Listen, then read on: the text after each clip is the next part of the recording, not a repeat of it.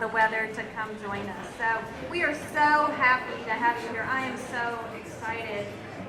Those of us who've been in higher ed for more than a few years, for me, I think I'm coming up on 30 years in higher ed, I'm constantly humbled at the knowledge that's going on campus and then how it translates to real life. So Science on Tap is our way of bringing that knowledge. So I'm so glad that you're here to join us. We'll be doing one of these a month, and we already have marches ready to go. So I would like to, and I'm Vicki Farnsworth, sorry. I am the Vice Chancellor and Chief Information Officer at UTC. So welcome. Today we have with us our esteemed colleague, Dr. Rick Mukherjee. He is the inaugural director at UTC of the Quantum Center. He assumed that role on December 1st, coming to Chattanooga from Germany, where he was a scientist at the Center for Optical Quantum Technologies at the University of Hamburg. He started with a bachelor's degree in physics from St. Xavier's University in Mumbai, India. He has 2 master's degrees, not 1, but 2. One in theoretical and mathematical physics from the University of Cambridge in England, and another in astrophysics from Jacobs University in Germany. He wasn't done then. He decided that he also needed a doctorate from the very prestigious Max Planck Institute for Physics and of Complex Systems in Germany as well. So we are really happy to have him here. He's had research stints at Harvard and Rice, and also had a research associate post at the Imperial College London, which is a global top 10 university in science, engineering, business, and medicine.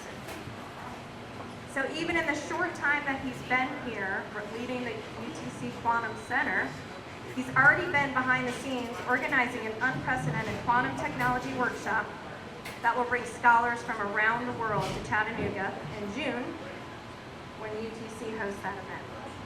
So we are so excited to have Dr. Rick Mukherjee here in Chattanooga, and you get to hear from him now. The goal here is for it to be informal and for you to be able to ask questions, so feel free and let's get this started.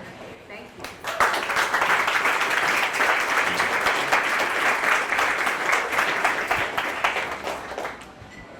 Thank you, Vicki, for this very kind introduction, and thank you, everybody, for coming here, especially in this weather. So I'm Rick Mukherjee, and there will be no stand-up comedy. I feel like the pressure of kind of, to entertain you guys, but you have the food, you have beer, and we have got some physics, quantum physics to chat about, so what can go wrong? Really, very delighted to be here and to be the first speaker for this Science on Tap. I think this is an excellent idea that Vicki and Gina came up with. We would like to kind of engage the public to let everybody know what kind of science and what kind of research we are doing at UTC. And so, yeah, I think this is a fantastic opportunity, and so I'm very, really happy to be here. So I have made a few slides about the talk or presentation that I'll be giving, and then later I believe there's a question answers where I'll be happy to take question answers on the stuff that you see today or anything that you may have in mind with regards to quantum physics. So by training, I'm a theoretical quantum physicist. So I do theory. But what I'll be showing you today will be a little bit of theory and a little bit of experiments and how quantum research has evolved over the years. But before I get started, some of you may already know this, and some of you may not, but United Nations declared 2025 as the International Year for Quantum Science and Technology. So yeah, so I think this is really apt that we are doing this today here, because they're celebrating, and as you will see during the presentation, I'll take you down the timeline of how quantum research developed over the years. What happened 100 years ago, 125 years ago. So this is like a picture that is taking place in Paris at UNESCO, where they just jump-started a program, invited all the speakers, And now, this entire year in 2025, all around the world, you'll be having such events where they'll be talking about quantum physics, how it started, and where we are today, and where we will go in the future with quantum research. And these are the three things that I'll also touch upon in today's kind of presentation.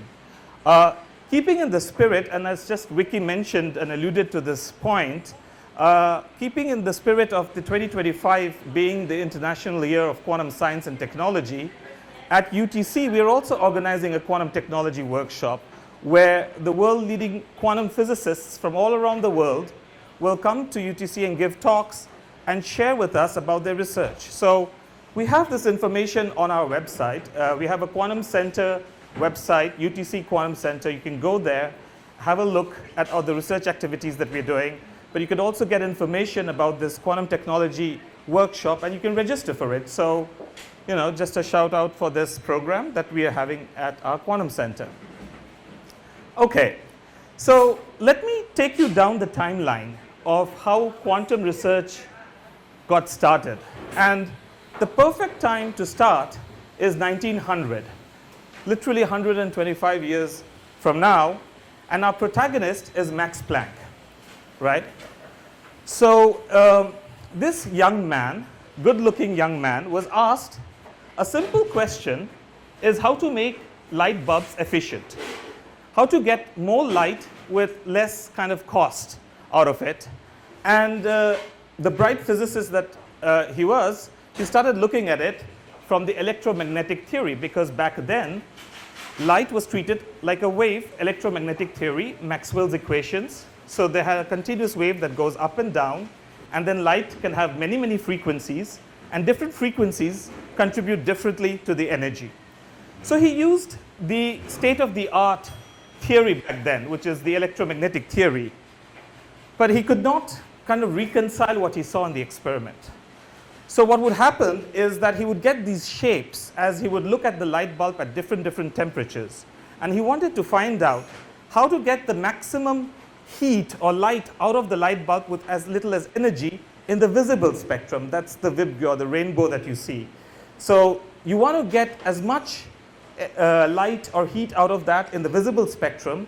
And when he was doing the calculations, he was getting something completely different. So those curves that you see, those hump or bell-like curves, this is what the experiment showed. And in the theory from Maxwell's equation, from electromagnetic theory, the state-of-the-art theory back then, they would always like diverge as you go to higher and higher temperature, because you have a continuous wave and you can pack in as much energy as you want. And so the theory never matched what he saw from the light bulbs, what he saw from the experiments. So he got pretty frustrated. And that's how he looked while he was doing research, right? So, you know, when you see a physicist and, you know, his hair is all ruffled up, you know for sure he's working on a very, very hard problem. And so it really, really frustrated him. And so what he did is he just tore the, you know, old theory and started like fitting the curves that he saw from the experiment. And what he quickly realized is that if he assumed that energy, and in this case light, would always give and take energy in packets, small packets, which depends on the frequency. So I don't know if you can see the light. You can't. Okay, there's a little pointer. Okay, so he found this relationship which was very, very useful. For E stands for energy. H was actually a letter for help. Because in German, the word for help is Helfer, which is also starting with H. Why he used H? Because he knows that I have energy that depends on frequency, and there are packets of energy that is being transmitted at different frequencies, but I don't know what this constant is. And I don't like the idea that energy are in wave packets, in small, small packets, quantized. And that's where the first word quantum is coming into the picture, because the energy was literally quantized into small packets and could not take just arbitrary any continuous values. And why he didn't like that? Because he was just used to electromagnetic theory, the continuous wave theory, where you can have as many values as possible, not just fixed, discrete packets. However, once he used that theory, he could show that, okay, high frequency means high energy, but that comes with a very, very low probability. Low frequency means low energy, so he could reproduce these curves and explain that as you go to higher and higher temperature, why this packet of energy kind of reproduces, because they have different weightage. So that just started the whole concept. It was quite crazy that light should behave not in a continuous manner as a wave, as it was well known back then, but as like packets of energy. And he himself was very skeptical about his own theory. However, when he accepted the Nobel Prize in Physics for his work, he lost more than half of his hair.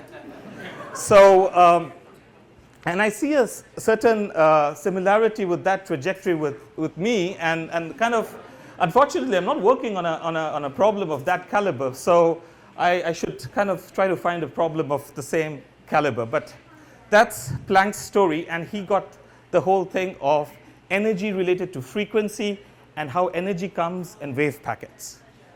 This young man needs no introduction, Albert Einstein. He has become the poster boy of genius. He has become the poster boy of physics and science in general. So a lot of people know his face. And so he also got into this topic of trying to understand how light behaves with matter. And there is this phenomena called photoelectric effect, is when you kind of shine light on a metal surface, it emits electrons. But no one understood how this phenomena worked. And again, Einstein used Max Planck's idea, but while he was doing his research, notice his hairstyle. So, I mean, and we all know he has done some great works in physics, but again you see, like, you know, there's a pattern here. Okay, but coming back to the physics, you see that Einstein used the concept of the photon energy that depends on h and mu. So by the way, mathematics is the language of physics, right? And we love Greek letters. So you will see a lot of Greek letters everywhere, but soon you will start getting used to it.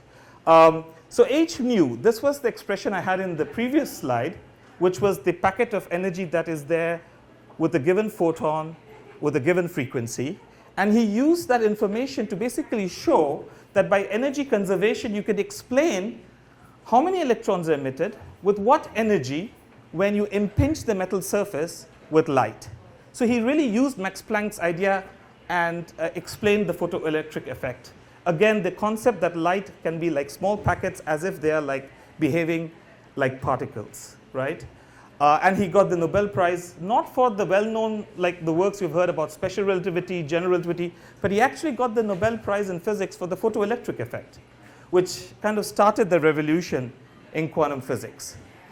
And that's the picture that he looked while when he retired from physics, right? So he had more hair than Max Planck, but he lost something else, right? And so one way or the other, it doesn't sound very promising for us physicists. Okay, but let's continue to 1930, Niels Bohr. He's a Danish physicist, and if you ask a child to draw the atomic structure, or if you look at in the pictures, you will actually get to see such pictures, right?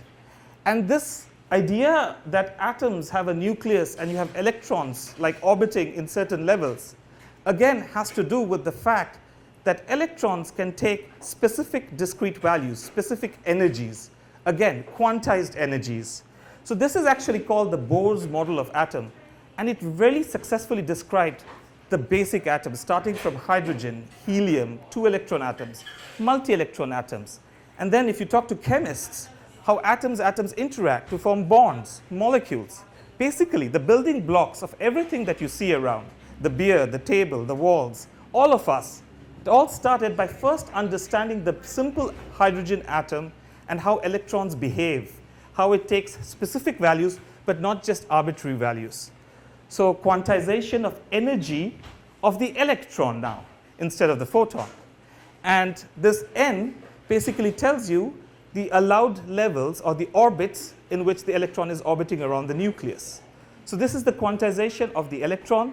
Previously, we looked at the quantization of the photon. So that was Niels Bohr's work. And now we have a few more culprits. We're getting into the 1920s. From 1923 to 1927, it was a busy, busy period for quantum research. Things were really picking up pace. So we have Louis de Broglie, and he wrote the shortest PhD ever, literally like 5 to 10 pages, and submitted it. And his work led to what we know as today as the wave-particle duality. So light, which was known to be wave, behaves like particle and is called a photon. And then you have matter, which when it gets to a certain small size, behaves like a wave. And that's the matter-wave duality, which took the entire world of physics by surprise. This was very, very counterintuitive, very unconventional compared to the Newtonian mechanics that people were familiar during their time. So lambda is like the wavelength. It's the kind of stuff you associate to waves. And p is momentum, is the kind of stuff you associate with particles, like ball. If you throw a ball, it has a velocity, it has a mass, then you can talk about the momentum of the ball or the momentum of a car. You can't, never before was an equation which connected one property of a wave, namely the wavelength, and another property of a particle, namely the momentum, in one single equation. And we have h again coming there, Planck's constant. So h, which was supposed to be the letter for help, just was so stubborn, would not leave, and would kept coming back again and again in every equation that you see in quantum physics, and is still here today. So Wolfgang Pauli, a very, very instrumental figure in the research of quantum physics, he basically took this idea that, okay, now if I have a particle which is small enough, which behave like waves, I can then talk about the statistics of how different particles interact with each other. So there's something called as the Pauli exclusion principle, and he started like kind of talking about whether waves like each other or they don't like each other. So for example, if you go and sit in a bus, you'll always try to find seats far away from each other because you want your space. Well, electrons and particles behave very similar. So they don't want to sit on top of each other, they want to find their own space, and this is known as the Pauli exclusion principle. Heisenberg's uncertainty principle, this is developed by Werner Heisenberg, a German physicist, and this is again counterintuitive. So what this equation says is delta x, which is basically the uncertainty in position, and delta p, which is the uncertainty in momentum, is always bounded by below, which means, to put it in plain terms, that you either know the position or the momentum of a given quantum particle, but never both simultaneously. Again, this was very, very mind-boggling back in the days, because remember, Newtonian mechanics and Maxwell's theory of electromagnetic waves was like the state of the art, and there everything was deterministic. If I know the equations of motions, I can predict from the initial condition to the final state where the particle is going. Even today, cars are built like that, rockets are built like that, so that you know that Newtonian mechanics works, you know the engineering works, and therefore you can predict where the satellite is going to be launched or where the rocket's trajectory is going to be if you launch a rocket with a certain speed. In quantum world, this does not work. You either know the position or the momentum, but not both simultaneously. And that has to do with the fact that it is delocalized. It has like a wave-like structure. So it makes it harder for you to get one information or the other simultaneously. Paul Dirac, amazing mathematician and physicist, and he came up with the Dirac equation, which basically describes most of the stuff we see around, which is made of fermions and electrons and protons and neutrons. He came up with the concept of spin, a spin that did not have any like classical counterpart, which was very, very crucial in understanding the matter that we see today.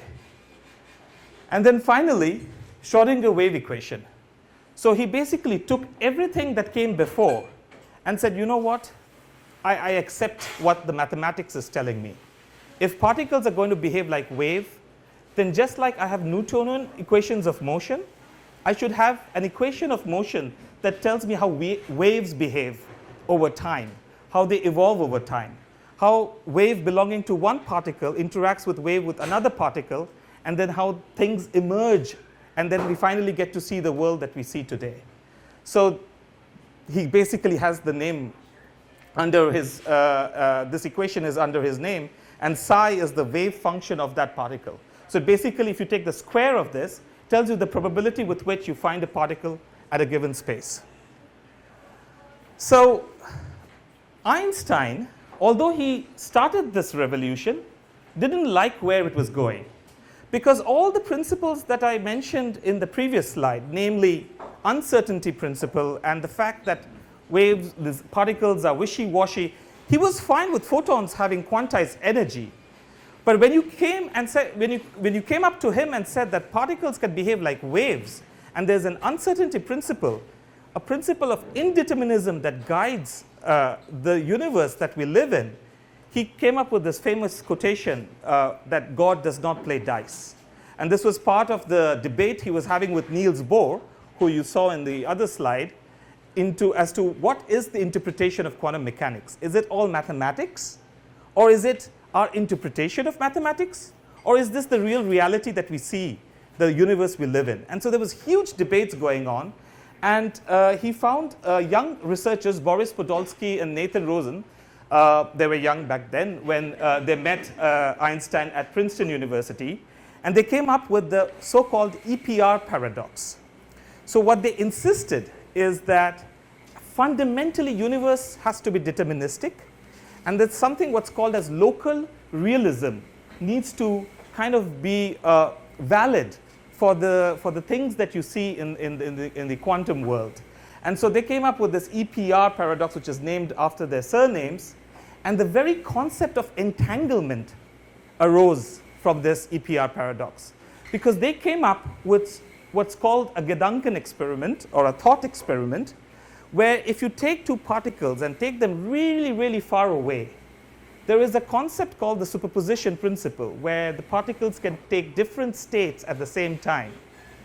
Their thought experiment, which they showed mathematically, that if you make a measurement on one particle, no matter how far they are, they could be at the extreme ends of the galaxy, the other particle will immediately experience it. And that's not possible, because that means information has traveled faster than the speed of light. How can a particle instantaneously feel something when they're so far, far apart? That's where the word entanglement came. But that clearly has to be wrong. So they came up with the idea of there must be hidden variables that we don't understand. Therefore, the quantum theory is incomplete, or even they would go as far as to say it's wrong because these things cannot be allowed in the universe. And how wrong they were, as you will see. So just giving you a quick timeline of the interesting developments that happened in quantum research. On one end, after having all these principles of quantum mechanics out there were two schools of thought. One school of thought said, okay, let's not debate about the interpretation of quantum physics, because that's going to be very philosophical, very mathematical, and God knows if we can really prove it one way or the other. So there came a bunch of physicists who said, let's not worry about the interpretation. The maths works. It explains the universe we live in. So let's use these methods and go ahead and make some calculations and predictions about the universe. So that's what these guys did. Freeman Dyson, Richard Feynman, Julian Schwinger, all of these guys independently came up with methods using quantum mechanics to understand the building blocks of matter. In this case, it was about light-matter interaction. So remember how I started with Planck and how he came up with a completely path-breaking interpretation of how light should be treated as photons. Then came Einstein, who saw how energy can be transferred from photons to electron. Then came Niels Bohr, where he gave a quantum theory for matter, basically how to model atoms. And now you take matter and light and make them interact, because that's what's happening every day. Every day, whatever object you see, whatever you do, it's light interacting with matter. And at the quantum level, there is the theory that describes that is quantum electrodynamics. And so it has many interesting features, relativistic field theory, these are like technical jargon, but there is a complete picture at the very, very quantum level that describes how light interacts with matter. And these guys got the Nobel Prize in Physics for calculating and making predictions of how light and matter interaction works at that microscopic level. Okay, going along the timeline, now I'm switching gears. There was a very, very prodigious Irish physicist named John Stuart Bell. Remember, I came to this school of thought where I said that EPR paradox, hidden variable theory, this cannot happen because it's a philosophical debate. What does it mean to have entanglement? Well, John Stuart Bell came up with a mathematical criteria which distinguishes quantum correlations from classical correlations. Are these two particles genuinely entangled, like the Gedanken experiment that we discussed? Or is just like a classical correlation that happens to happen, like, for example, you have a pair of gloves and the left pair of gloves, and then you take them really, really far apart, you separate them, and my friend has the other pair of the gloves, and I have one pair of the gloves, and I have the right-handed one. Immediately, I know my friend has got the left-handed one, right? So that's classical correlation, even though right then and there, I knew what kind of gloves my friend has because there has to be one is left-handed, one is right-handed. But he came up with a criteria that distinguishes quantum correlations over classical correlations. It's still theory, right? And later we will see how his criteria was used to prove that quantum entanglement is a genuine effect, and that Einstein and his collaborators with the EPR paradox were wrong to assume that there is a local realism or that there is hidden variables. So indeed, entanglement happens in nature as described by the theory. Okay, so now we come again back to the bunch of physicists who don't care about the interpretation of physics, but they use the language to calculate things and make predictions. And in this time, they came up with quantum flavor dynamics by Sheldon, Abdus, and Stephen. And this theory, this aspect of research of quantum physics, explains processes like radioactive decay, nuclear fission, and fusion. There was quantum electrodynamics, which which explained the light-matter interaction. Now we have quantum flavor dynamics, which explains how radioactive decay, nuclear fission, and fusion processes work.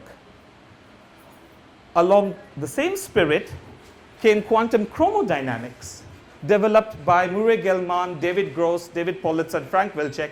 All of these guys getting Nobel Prize for their work because that explains how strong interaction between quarks and gluons make up protons, electrons, and neutrons. And that's basically every building block of everything that you see here. Because everything is made of atoms, but what are atoms made of? They're made of protons, neutrons, and electrons. But what are protons, neutrons, and electrons made of? Well, quarks and gluons. But what's the theory that describes that? Well, that's quantum chromodynamics. So you can see how pervasive, how ubiquitous this theory is. It's literally explaining every aspect of the world that you live in. Okay, so now I come to the second quantum revolution, which is going from 1970s to all the way 2001. So this is the kind of the modern development of quantum physics. And don't forget about Bell's inequality. So that's the interpretation of the quantum entanglement, and we're going to come back to that. But here, I'm just kind of going to go through the whole plethora of research that has been done from the 70s all the way till today. Things like concepts of quantum Turing machines and universal quantum computing. And the idea of quantum simulators, which is to use one quantum system to explain another quantum system.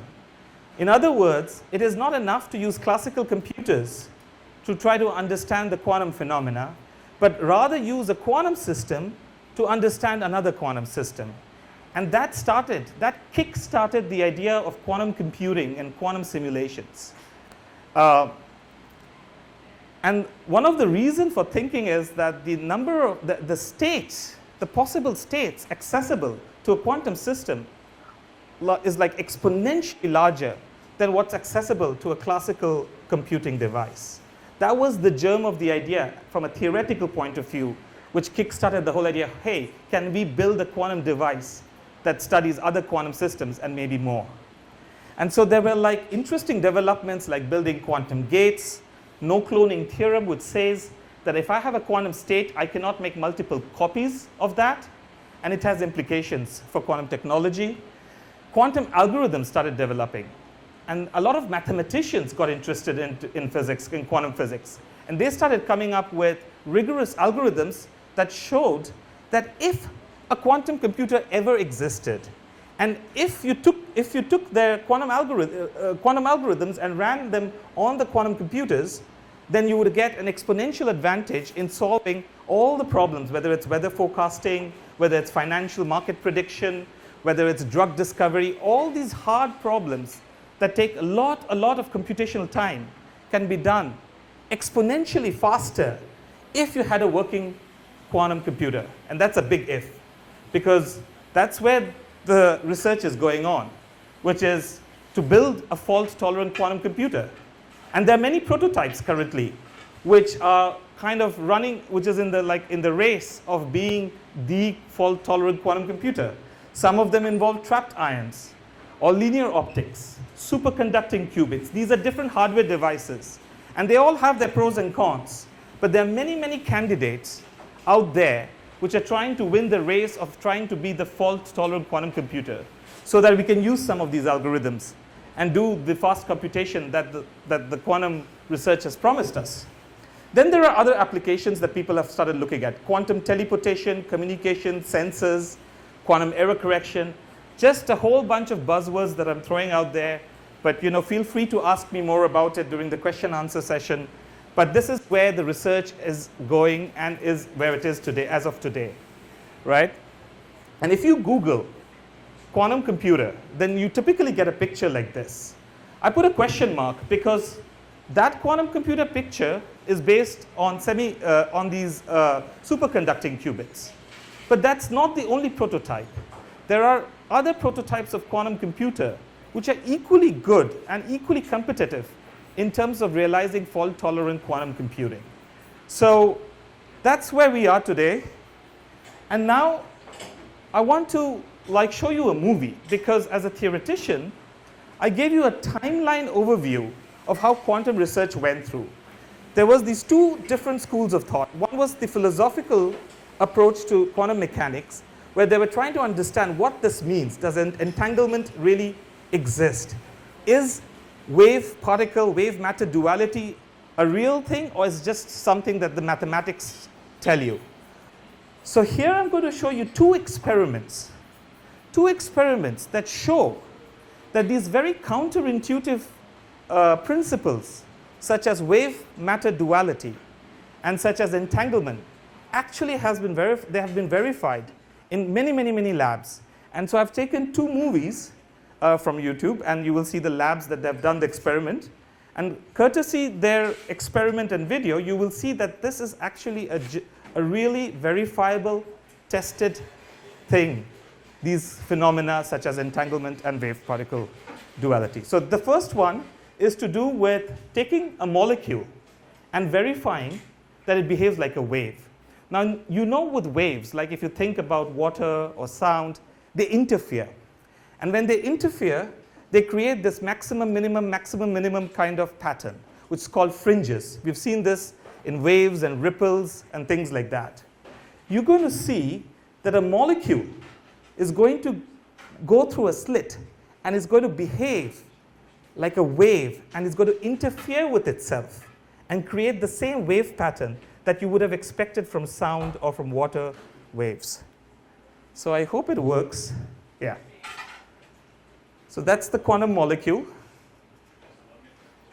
And then the experiment has begun.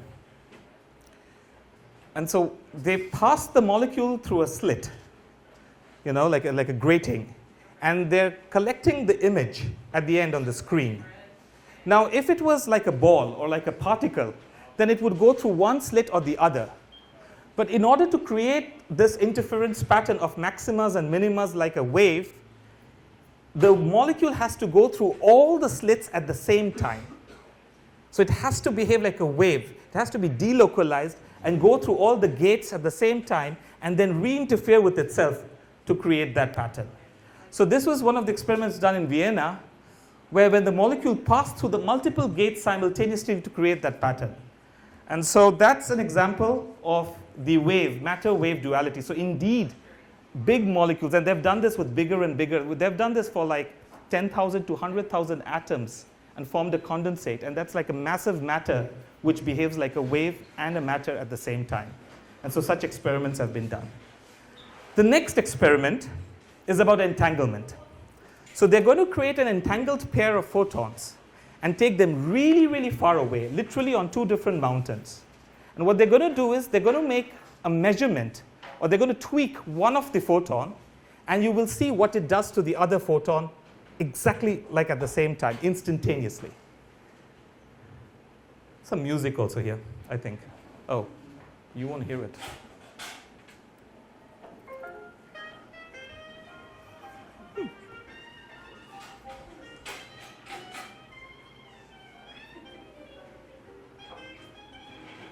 So they've created an entangled pair of photons. They've sent them far away, and now they're measuring these photons. Imagine these photons are being detected on top of two different mountains, maybe like Signal and Lookout Mountain, for example.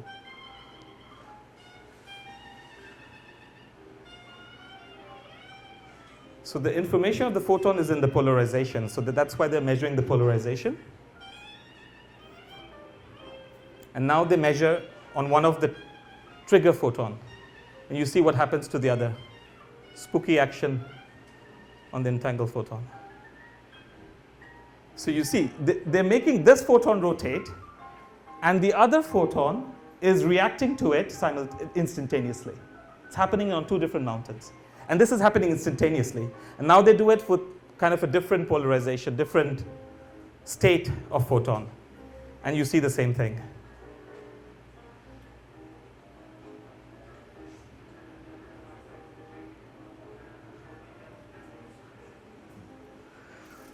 So to kind of put it into perspective, it's like if you take two best friends and they're entangled with each other, but you got into a fight with one of them.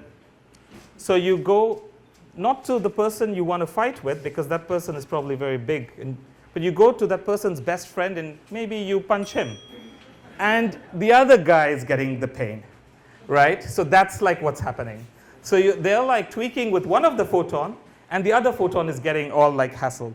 So that's entanglement. Okay, so I'm kind of very close to wrapping it up, and just wanted to give you a little bit of overview as of today, how quantum plays a role in our everyday life. So we have laser-based technology, whether it's barcode reader, you have lasers which kind of make incisions all the time, laser-based surgeries. So laser, the very fact that, I have a laser here with me right now, which would have been used as a pointer, but I can't use it on the screen. But you can see it on the wall. So the invention of laser is a direct product of quantum research. And then we all know how laser, from fiber optics to like laser surgery and barcode reading, it's like everywhere. Anyone who has a smartphone or has ever owned a laptop is basically using quantum physics research, right? Because semiconductors and quantum dots and light-emitting diodes, these are based on principles of quantum physics. This is like you have bands and levels in the atom following the Niels Bohr model of atom. There's discrete levels, discrete energies, and the transitions that happen for the photon when it leaves one energy, comes down to the other, then you get things like quantum tunneling, and you get light-emitting diodes. The fact that we have the Bohr's model of the atom, we have the semiconductor technology, and therefore we have laptops and mobile phones all based on the quantum principles that we just looked at. Magnetic resonance imaging. So anyone who has done an MRI scan would know this is also based on the principles of quantum mechanics that we just looked at. Global positioning system. Today we rely on the navigation system, and that requires precise timing with the satellite, with the GPS satellites. And there, in these satellites, they have an atomic clock, which is the most precise clock that you can get. And that's being used in the navigation systems, and therefore in the GPS, for which we all rely on when we are driving or trying to get from one place to another. So future applications of quantum research. So the last slide was the everyday effects of quantum research in our everyday life. Well, people are trying to build better sensors, quantum sensing. There is exotic materials, new drug discoveries that can come from quantum research, that's quantum materials. Then there is secure quantum internet and distributed quantum computing, where there's an active area of research going on. And then, of course, the holy grail, to build a fault-tolerant quantum computer. And what I've tried to do is I've tried to put these future applications on an XY plot, where the y-axis is the reward you would get if you have a fully functioning device of that sort. But I've also, to kind of sober the expectations, I've put the cost that it takes to get to that stage. So for example, quantum sensing, the principles are there, the mechanism is there. So if you want to kind of hedge your bet, then you would get some return already, because people know how to build quantum enhanced sensing already. And so there is a low cost. But then there's also not massive gain, because we are very, very good already with our sensing technology that we have in today's world. But the other extreme, if you think about the fault-tolerant quantum computing, if you did have a fully functional quantum computer, the benefits would be tremendous. But it's also equally hard to get there, because there are many technological challenges, and there are also conceptual breakthroughs that are needed in order to build a fully functional quantum computer.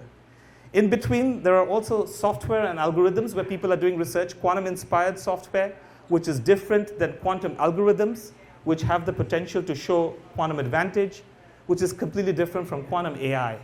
And some people say that it can even probably have an explanation of the hard problem of consciousness if we have quantum AI kind of fully running.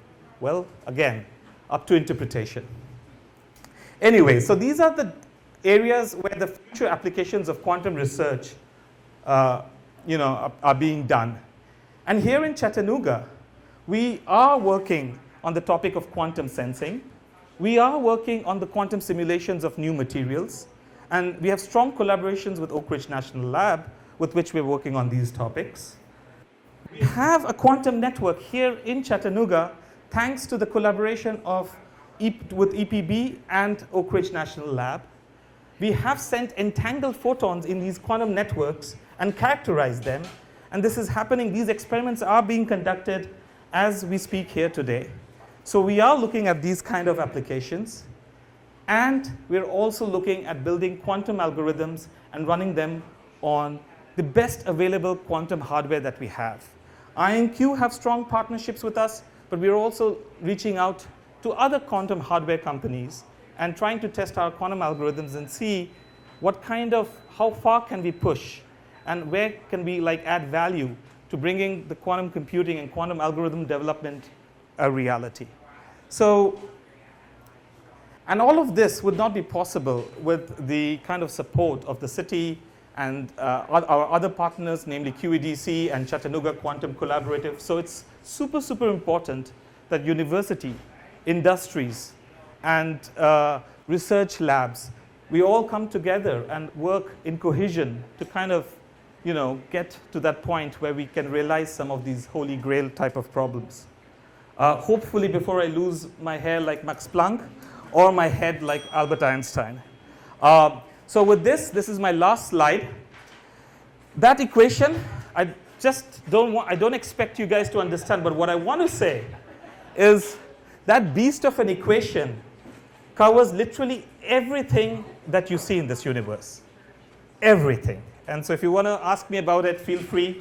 But that's the equation of the universe. I actually borrowed it from Neil Turok, who is a famous physicist from Perimeter Institute. And that experiment is an example. It's a real experiment where atoms have been aligned to make an Eiffel Tower.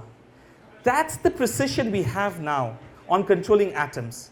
You can take atoms and place them and make any shape you want. So each of those glowing green dots is an atom, and you have a Mobius strip, there you have a pillar, you have a sphere, you have different shapes, there's a cone, and in the last one you see an Eiffel Tower.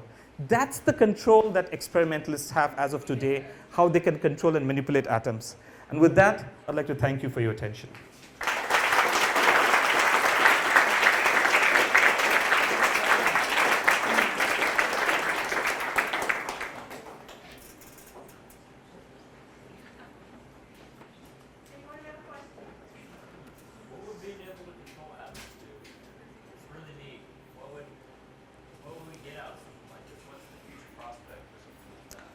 Right. So I mentioned quantum simulation and quantum computing. In both cases, these atoms behave are like individual qubits. I did not mention the word qubit, but just like you have bits of information in classical world, 0 and 1, the quantum equivalent of that is a qubit. And each of these atoms would behave like qubits, which are interacting with each other. So the ability that you can, the fact that you have the ability to control them to that level of precision, and you can place them wherever you want and create any geometries, you're basically able to choose how they interact with each other. Because based on the geometry of the placement of the atoms, you can mimic different kinds of interactions, and they have already been used. And some of my research actually deals with this kind of stuff, where we kind of, again, as a theoretician, we kind of come up with scenarios where we place the atoms at the right, with the right geometry, so that they interact in a manner that they solve the problem that you're interested in. So they fall under the category of quantum simulation, where you can simulate exotic materials. But they also fall under the category of quantum computing, where you can build gates, quantum gates, which are much more powerful than the classical gates on a classical computer. Sure. Right, right. So, when you build one of these things, say the Eiffel Tower, what's the life expectancy on these atoms? Right. So the question is, when we place these atoms and make these fancy structures, what's the life expectancy of these structures? Compared to our daily lifetime, very small. So this would be like a fraction of a microsecond. But having said that, this is an excellent question. All the quantum mechanical processes happening at that scale are so fast that a fraction of a microsecond to few microseconds is like eternity at the quantum world. You can't fix the position of momentum accurately, right? But yet you build an Eiffel Tower.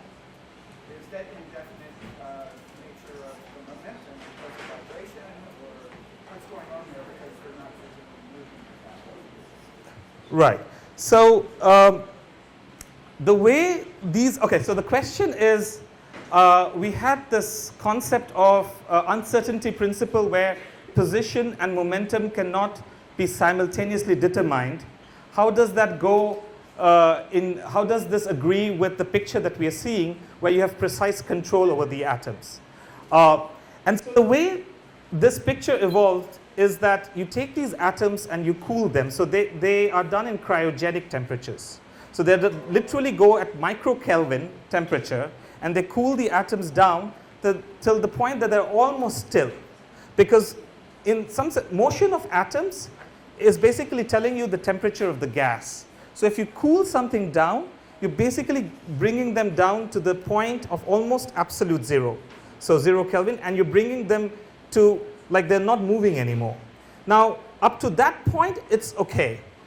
And when you do the imaging, now this is a very good question, because when you image, you're making an observation and you're determining the position. You do destroy the state of the system.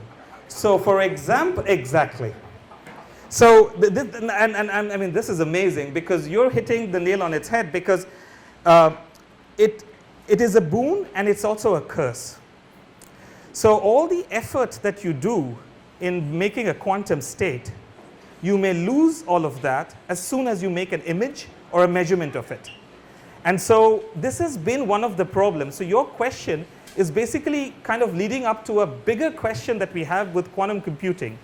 Someone here could have asked, why don't we have a quantum computer till now? What's keeping us, right? Like, we have the money, we have the smart people, not me, but others, and like they're doing all the research. Why don't we have a quantum computer? Well, that's one of the problems.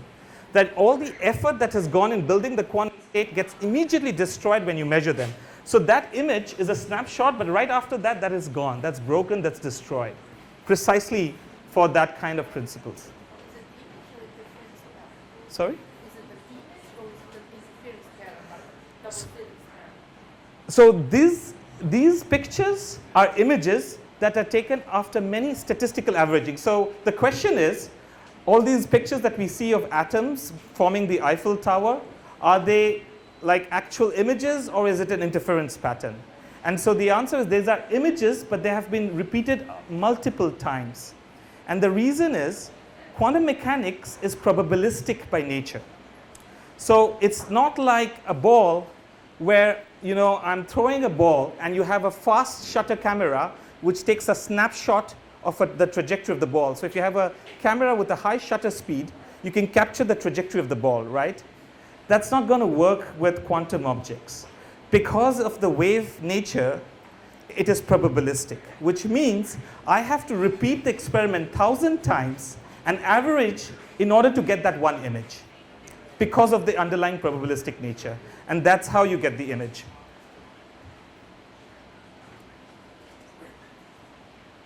So here's a question.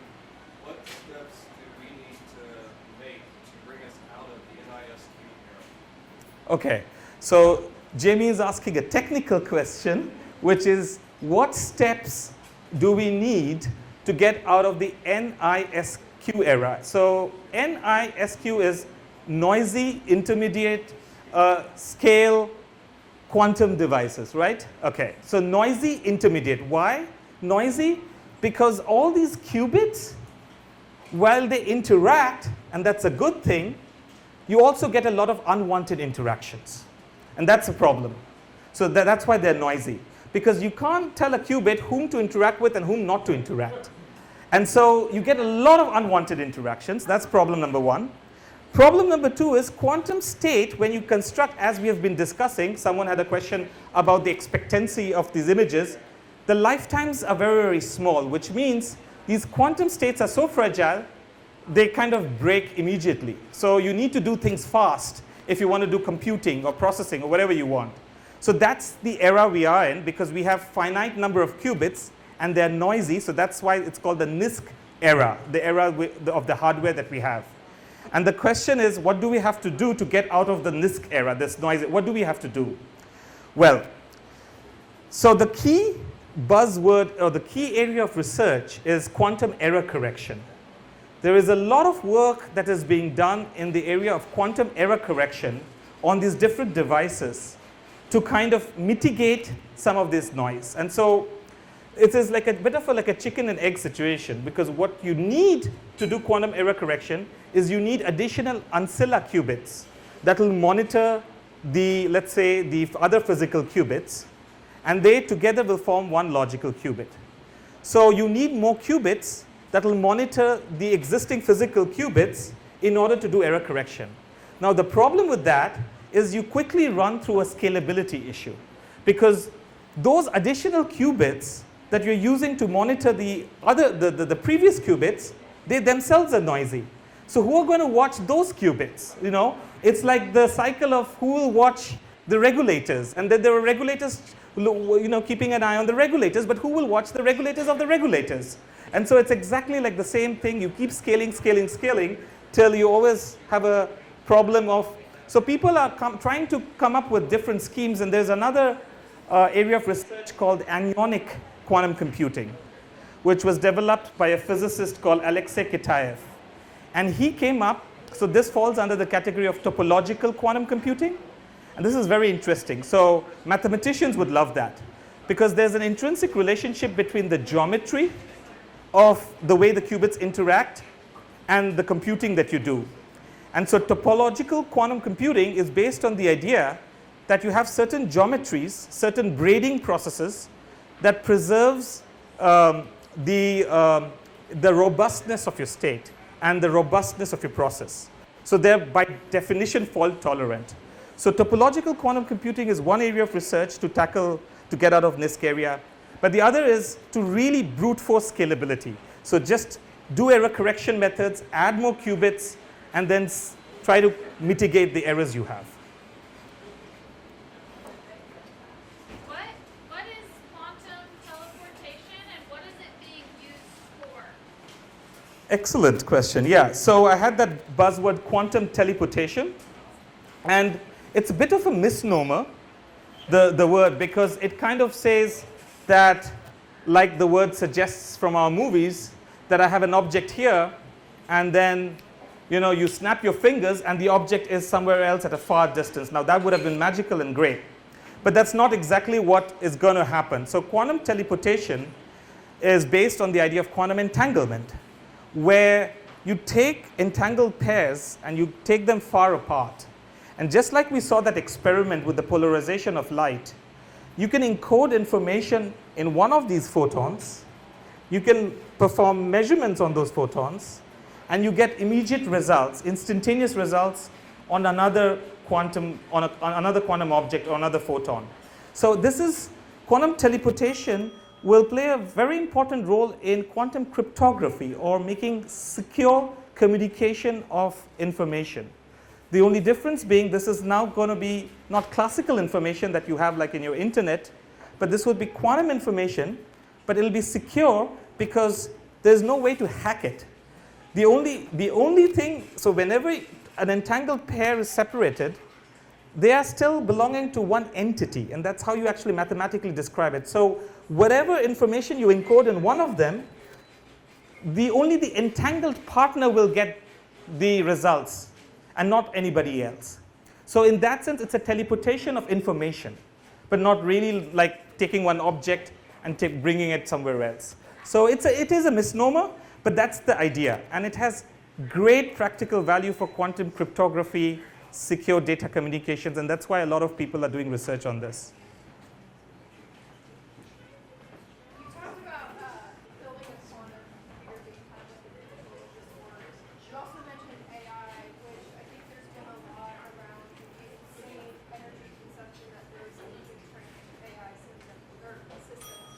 What is kind of like the ethical piece of this, and like kind of is that a concern with this?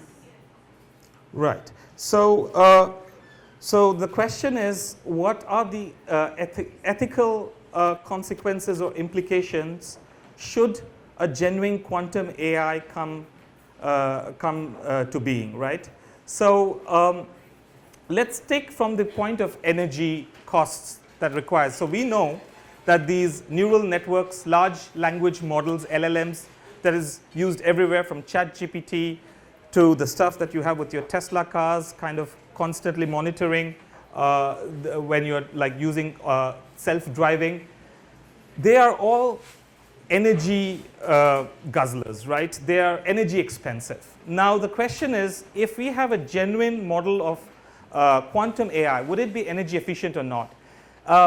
The hypothesis is that it should be energy efficient because there are many more states, exponentially many more states available to a quantum device than compared to a classical device. So that's based on the quantum parallelism principle. So if you take the amount of classical information, the amount of energy and resources you need to store classical information, that's exponentially less when you store it in a quantum device. Now, just because the cost or resources to store information is less doesn't mean that the training process will be energy efficient. So research is going on to see, okay, I encode classical data on a quantum neural network, let's say. Now I need to train the quantum neural network. Would it be faster or would it be more energy efficient than the classical neural network? It is to be seen. It is to be seen. So people are kind of doing research in the areas of trying to assess A, the performance of the quantum neural network, B, is it more resource efficient compared to a classical neural network, and then, so right now I can tell you that we are far away from realizing genuine quantum artificial intelligence, and the performance is nowhere near the classical LLMs. So if you have any dilemma about how powerful it can be, because there is genuine, people are concerned that this artificial intelligence, they're going to be pretty powerful. And if you now take quantum capabilities of a quantum computer and put AI on it, how much more powerful can it be independent about the energy cost? And now that's also a question for moral debate, right? But I can safely say that we're so far, far away from getting anywhere close to the classical LLMs that right now it's at the very early stages of research. But people are asking, people are thinking about these questions. But it's too early to speculate the potential of quantum AI. And that's why I put it in the high risk, but also high application. Because it depends on the hardware. The hardware is not there yet. So, you know, the algorithms are not hardware agnostic. So, yeah. Kind of to go with your question, you said that a quantum computer or quantum AI could maybe discover the issue of consciousness. You know a lot more than I think I do on this. What does that look like? How could it? Yeah, so Roger Penrose, some of you may, oh, right, the question, right, thanks. So the question is that as a follow-up to the quantum AI question, I made a statement that, quantum AI, according to some physicists and philosophers, could address the hard problem of consciousness. And the question is, what do I mean by that? And how does that look like? So this is based on Roger Penrose, who also won the Nobel Prize in physics, although he's a mathematician by training, but a lot of his work is based on mathematical physics. He was a regular collaborator of Stephen Hawking, and they worked together on these black holes and Hawking radiations and Penrose-no-go theorem. So Roger Penrose also writes a lot of research articles on the interpretation of quantum mechanics and where it's going. Now, the reason why I mentioned hard problem of consciousness, because anyone who is into philosophy, and I consider myself as a student of philosophy, there are 10 problems in philosophical questions which are like really, really hard. And the hard problem of consciousness is one of them, right? Okay, so like, is consciousness something that is an emergent phenomena that comes out of your brain? And if your brain is like a computer that processes things, then is it like generating consciousness for you? Or is it something beyond the physical processes of your brain? And now we enter into the arena of philosophy and metaphysics as to where does consciousness reside. Now, what has that got to do with quantum mechanics? Well, so you remember the wave-particle duality. I didn't refer to one of these other thought experiments, which also have been verified in the lab, the so-called Schrödinger cat. You may have heard about this. The superposition state, that the cat can be dead or alive at the same time. So we have got some pictures of nice cats and dogs here on the wall, I see. And Schrödinger's daughter actually remarked that maybe her dad hated cats, and that's why he came up with this cruel experiment where the cat would be dead or alive at the same time until you open it up and see what state it is in. Till you make that observation, it is dead or alive at the same time. Well, they've had modified experiments now. They say like asleep or not asleep. But the point that, that what you say to your kids, it's just asleep forever. Okay. Okay. But what I'm trying to get at is that what's the real experiment? So electron, which is your cat now. If you look at the electron and make an observation, it'll behave like a particle. And when you have two slits and you have the screen at the end, as soon as you try to make an observation, the electron will behave like a particle and go through one of the two slits, not to both simultaneously. But if you don't make an observation, it will behave like a wave and go through two slits simultaneously and create the interference pattern that you saw that I showed in the movie with the molecule. So that started the debate, is an electron conscious about the observer? And this is happening at all levels.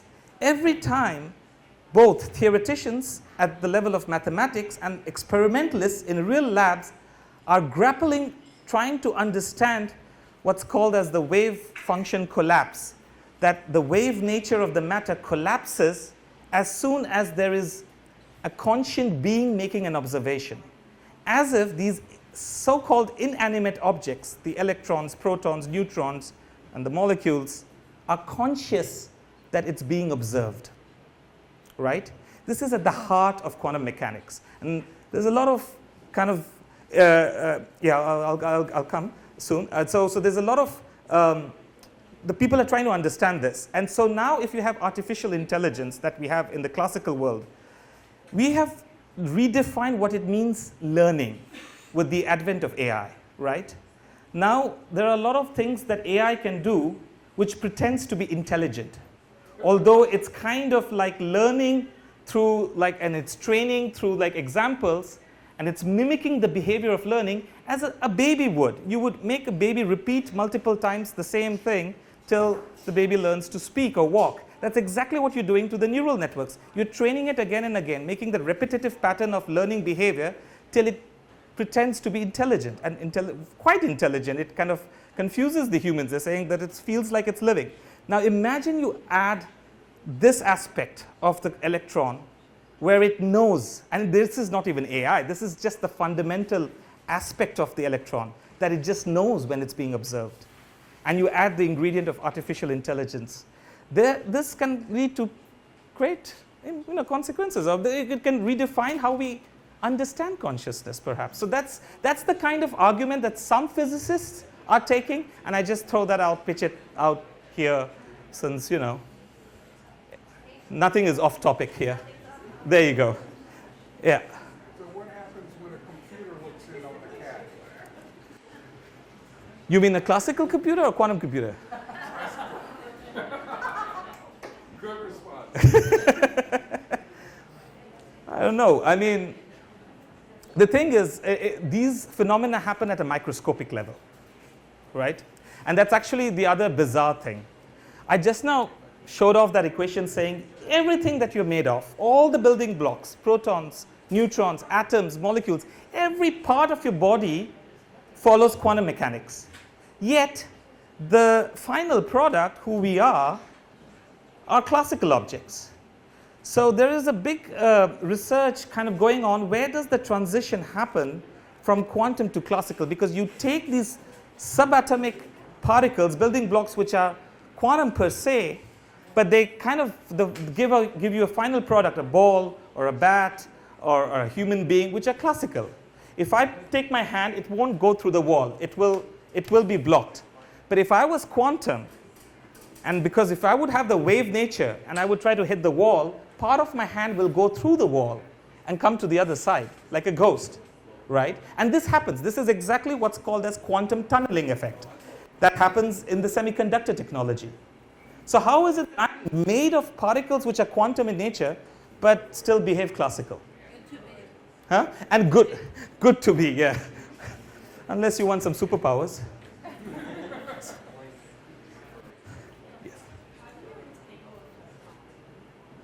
How do you entangle a photon? That's a good question. So you need to entangle a pair of photons. So what you need is you need a source that generates superposition states, right? I don't know if that is answering the question. Okay, so first of all, you need to identify an object that can have two states, like 0 or 1, up or down. In the case of the polarization, you have the horizontal polarization or vertical polarization. In the case of a spin, it will be spin up or spin down. So you need to find an object that can have two states, and then you need to find a source that can come up with the superposition state, which means it can be an up and down at the same time. So there are examples like the radioactive decay processes. There is a process, I can just throw the name out, which will not make sense. It's called parametric down conversion. But what it does is there are ways to create a pair of photons so that they will be in a superposition state, but the state of one photon is dependent on the other photon. So there are processes where you can create the superposition state. And it's an excellent question because as a physicist, you're always coming up with new schemes to create superposition states and entangled states. As a matter of fact, one of the big areas of research is to create as large an entangled state as possible. So by no means these protocols for creating a pair of entangled photons or pair of entangled electrons are trivial. Yeah.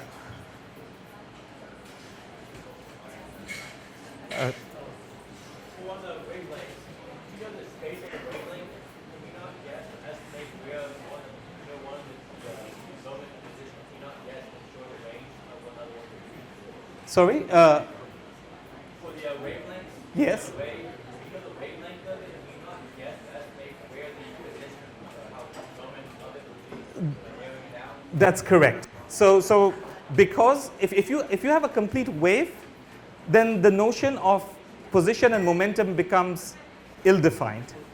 And so you're right. If you're asking what's the source of the uncertainty principle, it is the fact that you have a wave aspect to these particles that makes it fuzzy. That's absolutely right.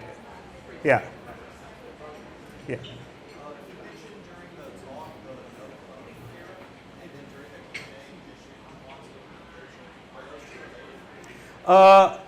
Yes and no. So quantum cloning, sorry?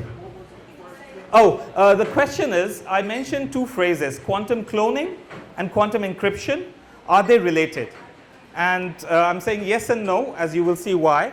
So quantum cloning by itself is a principle which prohibits you to make copies of quantum states, right? You cannot make an exact copy of a quantum state.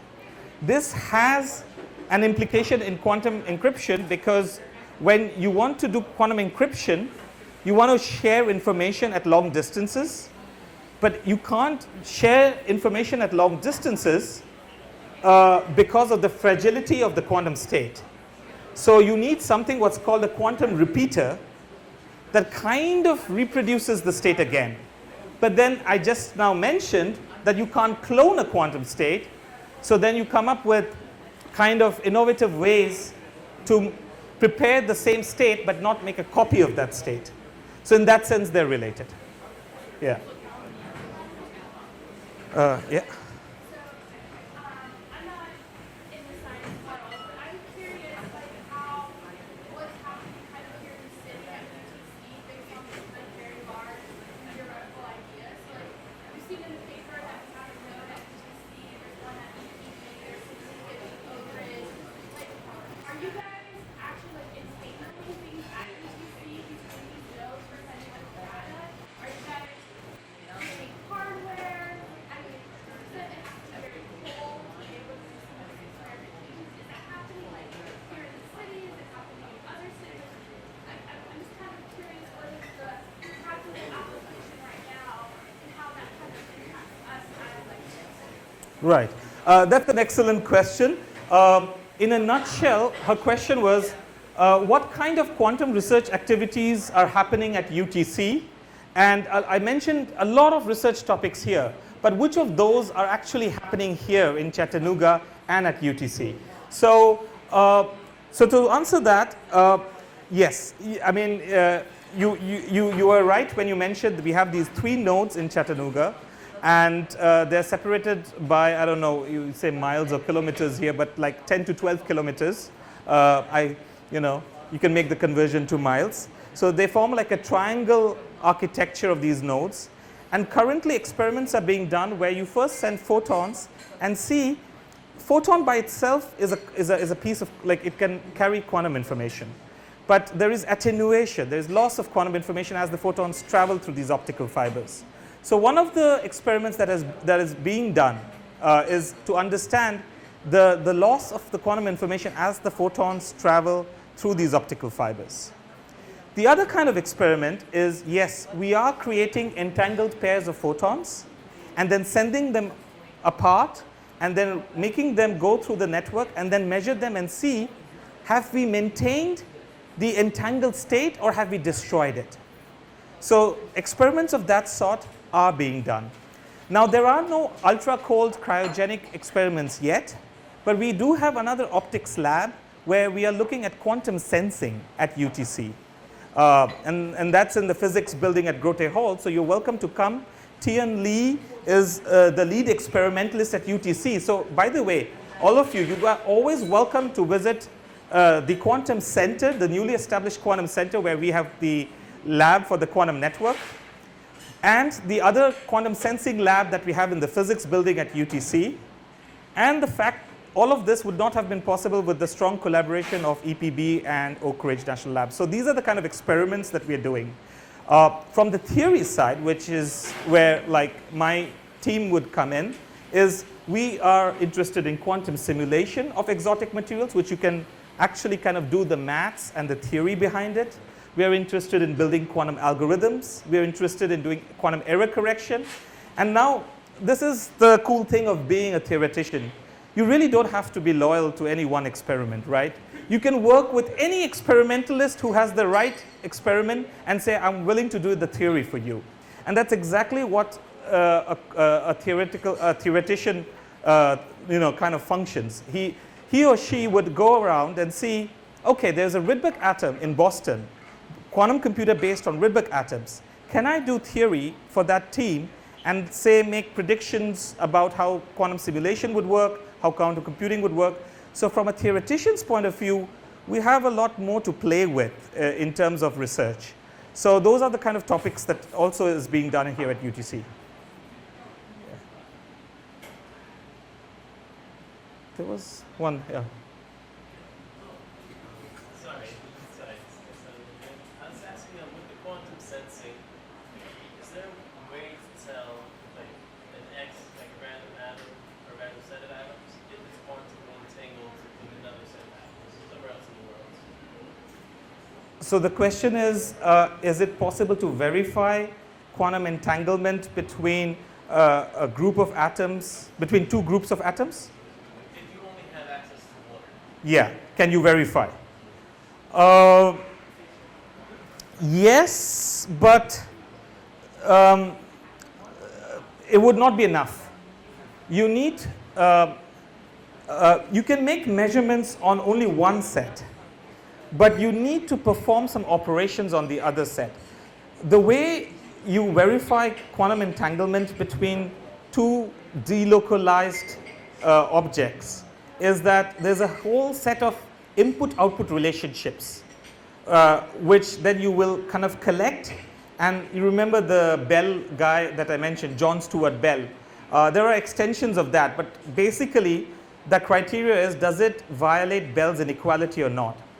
That inequality is basically an inequality between correlations of events.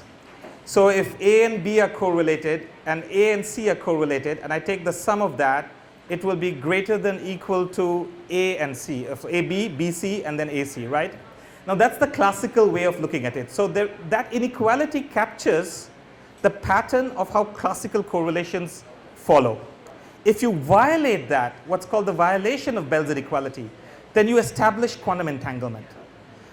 So I would need to have access to both. So if not me, there has to be my friend experimentalist on the other end telling me what kind of measurements he's doing, and then I will also see what's happening here.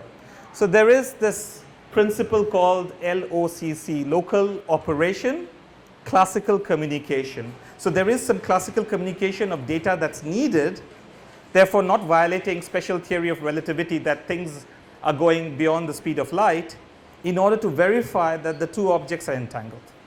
Does that make sense? Okay, we're going to take one more question. I want to be very cognizant of your time. Yeah. What are the algorithms and software used to make quantum computers work?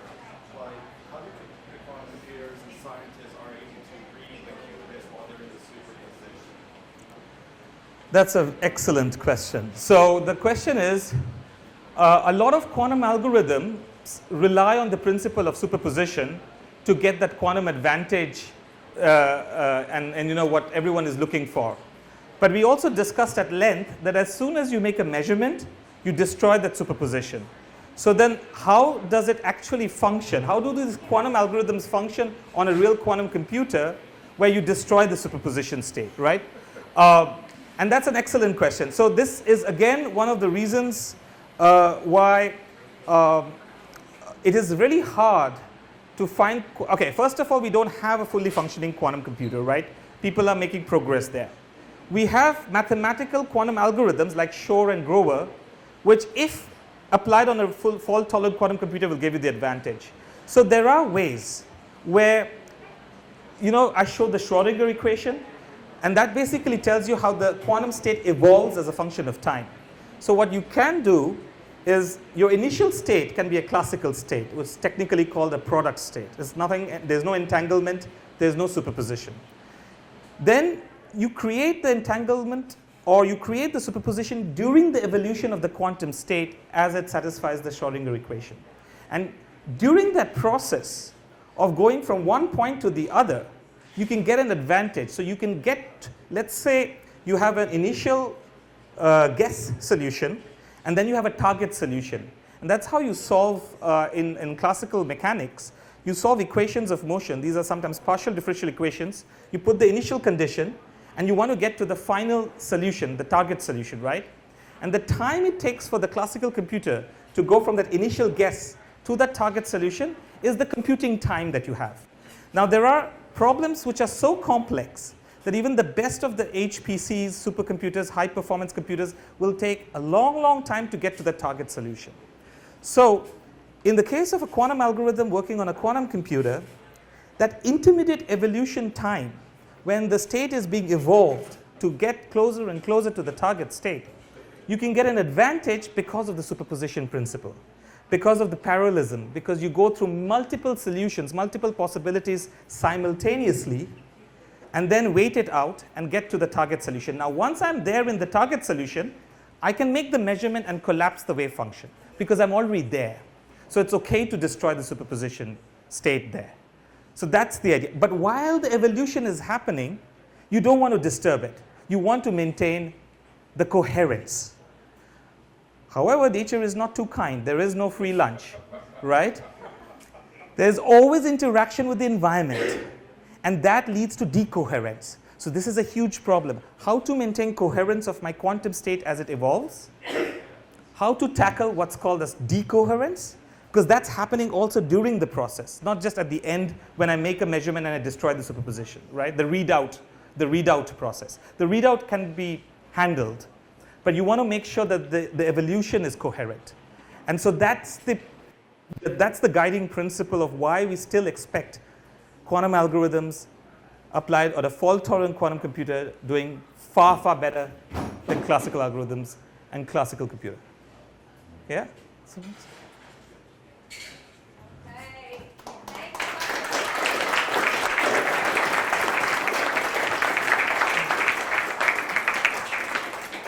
Still has all of his hair. I don't know about you guys, but like I'm gonna go home and so thank you so much for coming out to see us tonight. I want to thank Gina Stafford, who just really brought people together in the community and really was on top of this. It's been amazing.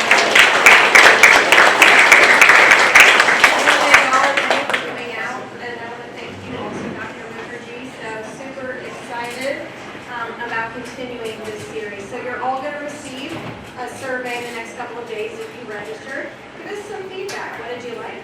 What did you not like? Send us some ideas. There's a group in the community that comes together to decide what the next topics are going to be. Grab a t-shirt on your way out. And we want you to put in your calendar for March 11th. We'll have geologist Dr. Amy Brock-Hahn, who will tell us how she and her colleagues in biology and environmental science are making use of the Rocky Mountain caverns. And it just happens to be a quantum coincidence. I don't think that exists. That the Perlackis are here, and Dr. Perlacki and his family donated Rocky Mountain caverns to UTC for the purpose of research.